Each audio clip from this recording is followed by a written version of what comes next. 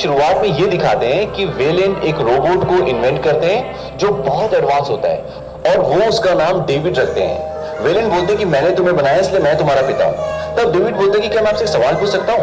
वो बोलते पूछो। डेविड बोलता है कि अगर आपने मुझे बनाया है तो आपको किसने बनाया? वेलेंट बोलते हैं ये सवाल युगों से चला आ रहा है, उम्मीद है हम एक दिन इसका जवाब ढूंढ पाएंगे। ये पूरा सीन प्रोमेथियस पार्ट 1 की शुरुआत से पहले का है जो इस मूवी में दिखाया गया है। इसके बाद प्रोमेथियस पार्ट 1 की पूरी कहानी शुरू होती है और अब प्रोमेथियस के 11 साल बाद 5 दिसंबर 2104 को एक यान जिसका नाम कॉवेनेंट है जो पृथ्वी से ओरेगाइस 6 नाम के ग्रह के लिए निकलता है। इंसान वहां पर मानव बस्ती बसाना चाहता है, तो यान में 2000 आम आदमी और 1140 भ्रूण है। भ्रूण यानी जिनसे इंसान बनाए जा सकते हैं, यानी कि आप कह सकते हैं कि डीएनए या फिर आप कह सकते हैं कि एक तरह का टेस्ट ट्यूब बेबी। ये यान अपनी मंजिल पर 7 साल 4 महीने के बाद पहुंचेगा। इस यान में एक रोबोट है जिसका नाम है वॉल्टर और वॉल्टर हूबहू डेविड की तरह दिखता है जो प्रोमेथियस पार्ट 1 में रोबोट था। जब ये यान अपनी मंजिल की तरफ बढ़ रहा होता है तो इसमें कुछ प्रॉब्लम आ जाती है जिसकी वजह से सारे क्रू मेंबर्स को वक्त से पहले स्लीपिंग चैम्बर से उठाना पड़ता है और इस दुर्घटना में 47 लोग, 16 भ्रूण और शिप के क्रू के कैप्टन जिनका नाम जैक होता है, सबकी मृत्यु हो जाती है। जैक डैनियल के पति होते हैं और डैनियल इस मूवी में मेन कैरेक्टर है। अब किसी तरह से सिचुएशन कंट्रोल में आती है और अभी भी उनका शिप 83% सही है, तो वो बाकी का हिस्सा ठीक करके आराम से अपनी मंजिल तक पहुंच सकते हैं। अब वो आगे बढ़ ही रहे होते हैं कि उन्हें पास ही के ग्रह से ह्यूमन के सिग्नल्स मिलते हैं। जब उस ग्रह की डिटेल्स निकालते हैं तो पता चलता है कि वो ग्रह बहुत पुराना है और उस ग्रह में जीवन पनपने के अच्छे चांसेस हैं। और जिस ग्रह में ये जा रहे हैं यानी कि ओरेगाइस 6 में, उस ग्रह से इस नए ग्रह के हालात ज्यादा अच्छे हैं और इस नए ग्रह तक पहुंचने में उन्हें कुछ ही हफ्ते लगेंगे, जबकि ओरेगाइस 6 पहुंचने में उन्हें 7 साल और 4 महीने। और इसके लिए उन सबको स्लीपिंग चैम्बर्स में दोबारा जाना पड़ेगा और स्लीपिंग चैम्बर्स में कोई नहीं जाना चाहता क्योंकि कैप्टन की मौत स्लीपिंग चैम्बर के अंदर ही हुई थी। तो शिप का कैप्टन बोलता है कि हमें ओरेगाइस 6 पर ना जाकर इसी ग्रह पर जाना चाहिए। हालांकि डैनियल कैप्टन को समझाती भी कि हमें नए ग्रह पर नहीं जाना चाहिए बल्कि उसी ग्रह पर जाना चाहिए जिसकी हमें ट्रेनिंग मिली, पर कैप्टन उसकी बात नहीं मानते और ये फैसला करते हैं कि अब वो इस नए ग्रह की ओर जाएंगे। अब उस ग्रह के पास पहुंचकर उनका क्रू फ्लाइंग ऑब्जेक्ट में बैठकर उस ग्रह पर उतर जाता है। वहां उतरने के बाद वो सिग्नल को चेक करते हैं जो उन्हें मिला था। वो वहां से 8 किलोमीटर दूर एक पहाड़ी से आ रहा होता है। अब एक लेडी फ्लाइंग ऑब्जेक्ट में रुक जाती है और बाकी की पूरी टीम आगे निकल जाती है जहां से सिग्नल आया था। अब जब पूरी टीम आगे बढ़ रही होती है तो 2 लोग रास्ते में रुक जाते हैं क्योंकि उन्हें मिट्टी के सैंपल्स लेने होते हैं और बाकी लोग वहां से आगे निकल जाते हैं। अब उन दोनों में से एक का पैर किसी अंडे जैसी चीज पर पड़ता है, उससे कुछ छोटा सूक्ष्म जीव निकलता है और उस आदमी के कान के थ्रू उसकी बॉडी में घुस जाता है।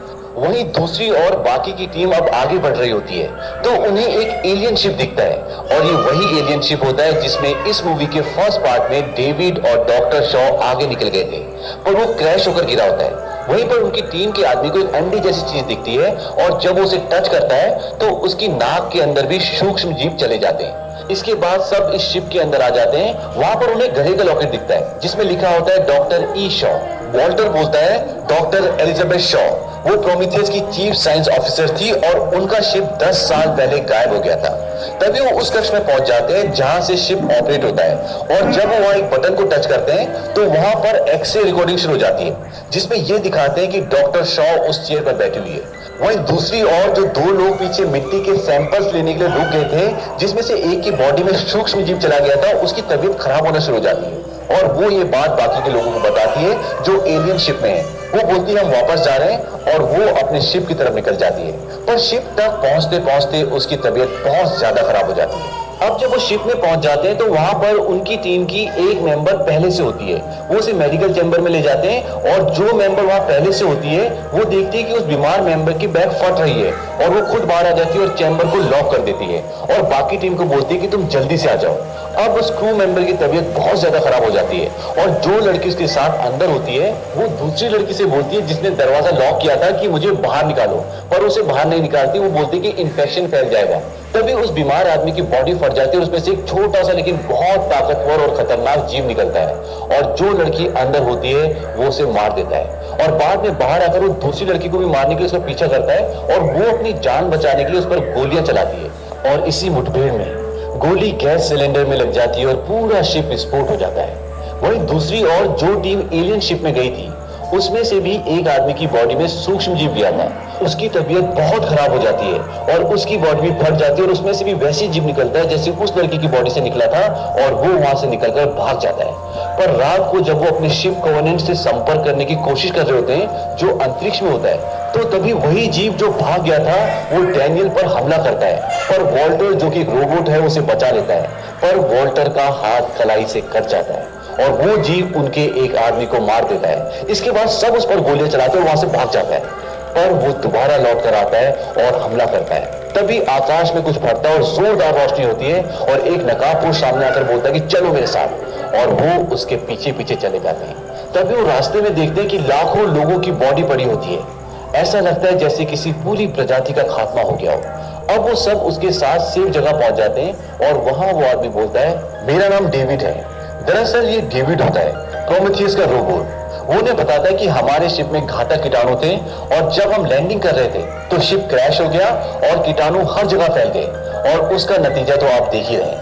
और मैं यहाँ इस टापू में फंस गया। वो ने बताता है कि ये कीटाणु पेड़ पौधों को छोड़कर हर चीज पर असर करता है। अब वो वहां से जाने लगता है और जाते जाते वो वॉल्टर को बोलता है, कैसे हो भाई? क्योंकि वॉल्टर भी एक रोबोट है और डेविड और वॉल्टर बिल्कुल एक जैसे दिखते हैं, जैसे जुड़वा भाई। अब डेविड और वॉल्टर मिलते हैं और आपस में बात करते हैं। डेविड बोलता है, जिसने हमें बनाया था मिस्टर वेलन उनके साथ था। वॉल्टर बोलता है कि वो कैसे दिखते थे? डेविड बोलता है, वो इंसान थे, उनकी बनावट के आगे उनकी कोई कीमत नहीं। मतलब डेविड अपने आप को इंसान से बहुत सुपीरियर समझता है और इंसान को कुछ भी नहीं। वॉल्टर बोलता है, तुम अपने बारे में ही सोचते हो, इसलिए इंसान ने ऐसे मॉडल्स बनाना शुरू किया जो कम पेचीदा हो। इसके बाद डेविड वॉल्टर को अपने साथ एक जगह ले जाता है और डेविड को याद आता है जब वो इस ग्रह पर पहुंचे थे। अब दिखाते हैं कि जिस एलियन शिप पर वो यहाँ तक पहुंचे थे उसे देखते ही इस पूरे ग्रह के लोग बहुत खुश हो जाते हैं। उन्हें लगता है कि उनके लोग आ गए।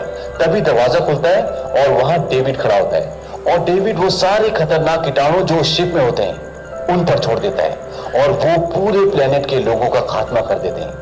जहां पर डेविड और वॉल्टर खड़े होते हैं वहीं पर डॉक्टर शॉ की कब्र भी होती है। डेविड बोलता है, वो बहुत रहमदिल थी और उसी ने मुझे ठीक किया और मैं उसे चाहता था जैसे तुम डैनियल को चाहते हो। वॉल्टर बोलता है कि ये मुमकिन नहीं। डेविड बोलता है, तो फिर उसे बचाने के लिए तुमने अपना हाथ क्यों गंवा दिया? ये प्यार नहीं तो और क्या है? वॉल्टर बोलता है कि ये मेरा फर्ज था। अब वही दूसरी ओर ये दिखाते हैं कि उनका संपर्क अपने शिप से हो जाता है जो ऊपर अंतरिक्ष में होता है और वो उन्हें बोलते हैं कि हमारे बहुत सारे साथी घायल हैं, तुम जल्दी आ जाओ, हमें तुम्हारी मदद की जरूरत है। दरअसल तूफान की वजह से काफी वक्त से उनका संपर्क नहीं हो पा रहा था। अब वो जीप भी वहां पहुंच जाता है जिसने उनके साथियों को मारा था और वो वहां उनके एक और साथी को मार देता है। वो जीप डेविड के सामने आता है और डेविड उससे संपर्क बनाने की कोशिश करता है। तभी वहां पर कैप्टन आ जाते हैं और वो उसे गोली मारने वाले होते हैं कि डेविड बोलता है कि गोली मत चलाना, अगर आप इसे अपनी सांस महसूस करवा दो तो ये जिंदगी भर के लिए आपका हो जाता है। पर कैप्टन उस पर कई गोलियां चलाते हैं और वो मर जाता है। इसके बाद डेविड बहुत नाराज हो जाता है। अब कैप्टन डेविड को गन पॉइंट पे लेते हैं और बोलते हैं कि मुझे बताओ कि यहाँ पे चल क्या रहा है, नहीं तो मैं तुम्हें मार दूंगा। अब डेविड कैप्टन को अपने साथ ले जाता है और उसे वही ट्यूब दिखाता है जिसमें से कीटाणु निकालकर उसने डॉक्टर चार्ली के ड्रिंक में मिला दिया था और बोलता है इस कीटाणु ने कई रूप बदले और ये हमेशा एक जिस्म के इंतजार में रहते हैं पर इन्हें कंट्रोल नहीं किया जा सकता। ये बहुत आक्रामक है। पर मैंने अपनी जेनेटिक रिसर्च शुरू की और मैंने ये बनाया, एक हाइब्रिड। पर मुझे इस काम को आगे बढ़ाने के लिए कुछ चाहिए। दरअसल डेविड को उन जीवों को जिंदा करने के लिए ह्यूमन बॉडी की जरूरत होती है। कैप्टन बोलता है कि ये जिंदा है। अब जैसे ही कैप्टन उसके पास जाते हैं उसका मुंह खुलता है और उसके अंदर से एक जीव निकलता है और कैप्टन के मुंह पर चिपक जाता है। और जब कैप्टन होश में आते हैं तो वो बोलते हैं, तुम क्या करना चाहते हो? डेविड बोलता है, आविष्कार। और उसकी छाती फटती है और उसके अंदर से एक जीव निकलता है जो पूरी तरह से डेविड के कंट्रोल में होता है। वहीं दूसरी तरफ ये दिखाते हैं कि वॉल्टर को डॉक्टर शॉ की बॉडी मिलती है जिसे डेविड ने अपनी रिसर्च के लिए यूज किया होता है। अब वॉल्टर डेविड के पास जाता है और वो बोलता है कि लैंड करते हुए गलती से कीटाणु नहीं गिरे, तुमने गिराए थे। डेविड बोलता है कि मैं गुलामी करने के लिए नहीं बना, इंसान धीरे धीरे खत्म हो रहे हैं और वो दोबारा पनपना चाहते हैं और वो इसके हकदार नहीं और मैं ऐसा होने भी नहीं दूंगा। वॉल्टर बोलता है कि उन्होंने हमें बनाया है। दरअसल डेविड पूरी मानव जाति का खात्मा करना चाहता है और अपने बनाए हुए जीवों को फैलाना चाहता है। वॉल्टर बोलता है कि मैं तुम्हें यहाँ से जाने नहीं दूंगा और डेविड धोखे से उसको डेड कर देता है। अब तक सबको समझ में आ गया कि ये जगह खतरनाक है और वो डिसाइड करते हैं कि हम 15 मिनट में यहाँ से निकल जाएंगे। अब ऊपर अंतरिक्ष में जो उनकी टीम होती है उसमें से कुछ लोग फ्लाइंग ऑब्जेक्ट में उन्हें लेने के लिए वहां से निकलते हैं।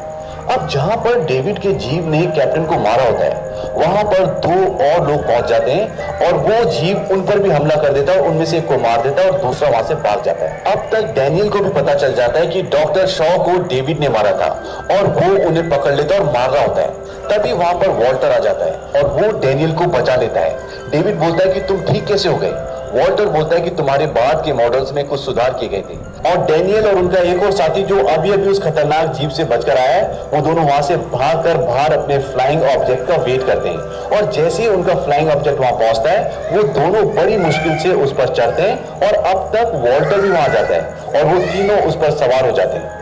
डैनियल वॉल्टर से पूछते हैं कि डेविड कहाँ है? वो बोलता है कि वो अब नहीं रहा। अब उनका फ्लाइंग ऑब्जेक्ट उड़ ही रहा होता है कि तभी वो क्रिएचर जिसे डेविड ने बनाया था वो उस पर चढ़ जाता है। अब डैनियल उसे मारने के लिए बाहर जाती है और यहाँ पर काफी अच्छे एक्शन सीन्स हैं। फाइनली डैनियल उसको मार देती है और वो सब ऊपर अंतरिक्ष में अपने मेन शिप में आ जाते हैं। अब नेक्स्ट मॉर्निंग ये दिखाते हैं कि उनके एक साथी की चेस्ट फाड़कर वैसे एक जीव निकल गया होता है जैसा उन्होंने एक दिन पहले मारा था और वो उनके शिप में है। अब उसे ढूंढना शुरू करते हैं। अब पूरे शिप में 4 क्रू मेंबर्स हैं और जिसमें से वो जीव 2 को मार देता है।